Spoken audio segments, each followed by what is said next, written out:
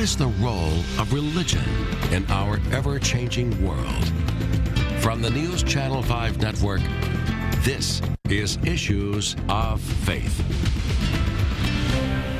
Hello everyone, welcome to Issues of Faith. We are talking today about the issue of mass incarceration from a faith perspective.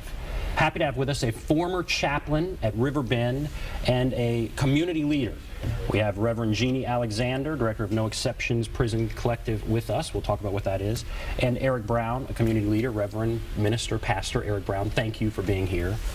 All right, in your bio, it says you preach often about issues related to mass incarceration. What is your message? When you preach, when you go before, what is your message? I think the message is that so often within the dominant culture, the message of Christianity as we understand it today, and that's where I operate from, is from a Christian perspective, is that it's kind of a cheap grace. You know, we don't talk about the harder issues. We don't talk about what it means for Jesus to reach out and heal someone like the Gerasene demoniac. You know, the message is that if our faith means anything, then it has to mean something in the darkest, most complicated places, and that's prison in our society.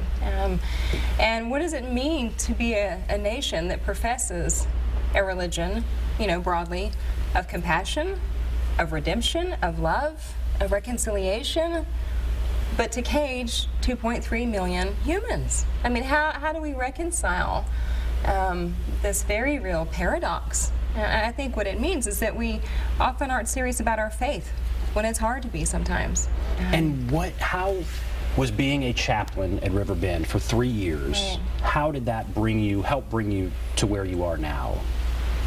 Oh, wow. I think that it was, I know, it was certainly the most profound religious experience of my life, in that, you know, so often there are people who are so well-intended who will go into a prison environment because they want to bring God into the prison. And my experience is that God was in the prison everywhere, that grace was alive, and that there was pain and there was conflict, but there was beauty and there was grace. And that's where I really learned what it means when we say Imago Dei, that image of God is present in every human. And in every human, regardless of race or gang affiliation or religious affiliation, every Christian, every Muslim, every Hindu, that's where I most profoundly came to experience and understand God.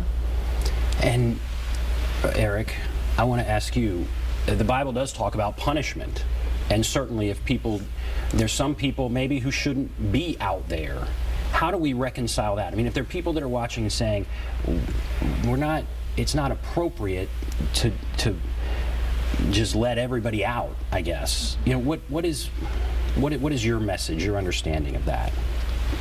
I think my message is that people are human beings.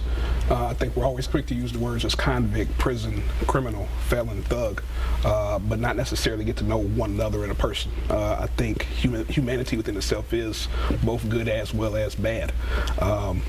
Going towards the experience of prison, for me, I never ever wanted to go there. I never got in any trouble to go into the prison. I had a friend, a mentor named Reverend Janet Wolf, that said, Eric, you need to come into the prison. I said, majority of the prisons are filled with black men. I don't want to be the next one that's in there for that reason. I tried my way to really stay away from it. She gave me a challenge, and so I went inside, and what I realized was all the intelligence, beauty, work was actually there. And from a black church perspective, I think a lot of our potential and power is locked up in prison. And that really bothers me, especially being a black man, where I go to church and I can ask anybody in there, how many of you all have someone that's closely related to that you love in prison? And majority of the hands are raised.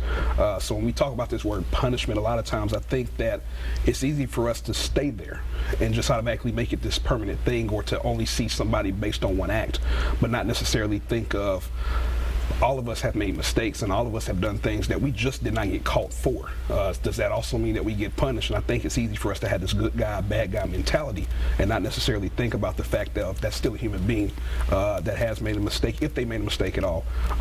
And they still should have a chance for redemption and be able to show that they can still do great things in society. So how do churches help change the culture? If there's a problem, you know, Are churches doing enough? And if not, what do they need to be doing? Well, churches are full of people. And I think from that perspective, you know, we can always say the church, but I think we need to go back to the point of people are the church. And in that category, at least within the black community, most people are afraid of prisons. And you already hear this negative talk and rhetoric that's going on. So would you want to? No. But I think the moment that you get to hear the other side of anything, you sit down and you make personal relationships and conversations, you see different takes. I think people should at least start with the first challenge of go inside of a prison and talk to people. At least be somewhat disinterested and just get to know and find out who a person is. I know that we'll hear words like, you know, people inside are manipulative and all these other things, but what you'll come to realize is many of the people that are inside have family members. They have kids. I think, and even for me, I usually go into the male prisons, but I'm even thinking about prisons that are with women. These are women that have kids, that have loved ones that are in there. So it's easy for us to have this, I guess you could say, dark, evil way of looking at people, but again, not missing the humanity that's within people. So I just think the first challenge should be get to know who's inside, get to talk to them and find out who they are. And Jeannie Alexander, so when you preach, you talk about the topic of mass incarceration as slavery. Now that sounds very radical. When you say that, how do you arrive at that? So the way that I arrive at that is because, well, very simply, it is. It's enumerated in our state and federal constitution, which is a huge shock to so many people. And you know what's interesting, Ben, is, you know what, I graduated from Cornell Law School. I practiced law for about 5 years. I'm an attorney. I never, ever once thought of the 13th Amendment as doing anything other than abolishing slavery. Well, it does other things as well, but, you know, it abolishes slavery. It was only once I went into prison, you know, and trying to bring the good news and experiencing the good news that a prisoner said to me once, one of the guys inside, you know, we're still slaves. Like, so what is this good news about? And I didn't understand what he was talking about, and I simply went back and read and realized, oh my God, that's exactly right.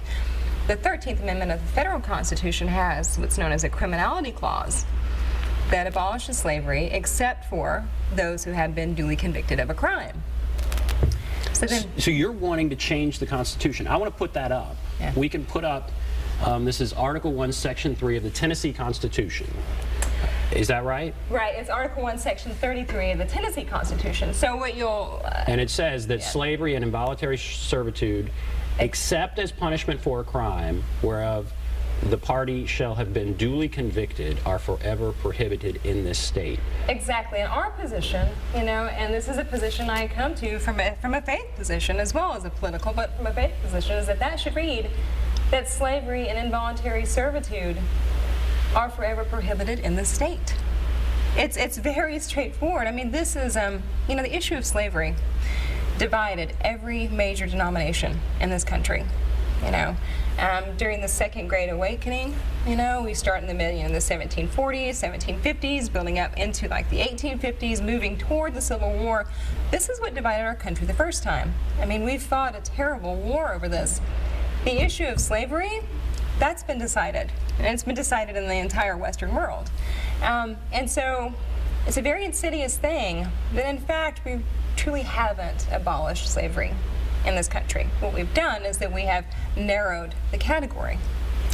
Now, those who would oppose this, those who would say, well, you know, it's different than slavery because it's not generational, right. and these people, presumably they have been convicted, and so it's different than slavery. What do you say to that? Well, I would say, first of all, to say that it's not generational means that you've never been inside of a prison. Because I've known, and I know that Eric has also known, folks in prison who they are third generation. You know, they're in there with their brothers and their father and their grandfather, one instance that I can think of. So it is most certainly generational. When you know that the reality today is that 1 in 3 black men will go to prison, it's absolutely generational. Number two, that's not an argument to say, well, these people did something wrong, therefore it can't be slavery. No, all you're saying then is that you're comfortable with slavery for some people. And that's not okay. It is not okay in 2016 in this country for us to reach the conclusion that, well, you know what, slavery is okay in some instances. So when was that written? Do you know? Let's put that back up. We're talking about this section of the Constitution, that slavery and involuntary servitude, except as punishment for a crime, are forever prohibited in the state. You know when that was written? That actually was added, as I recall, a couple of decades after the Civil War. So I want to say that became part of the Tennessee Constitution. Well, it wasn't a couple of decades. It was like 5 years, I think. I think it was around So this is the 1870. 1800s. Oh, yeah. That was still written then.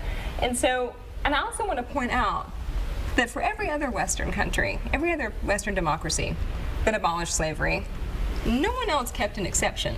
You can abolish slavery and still have prison, right?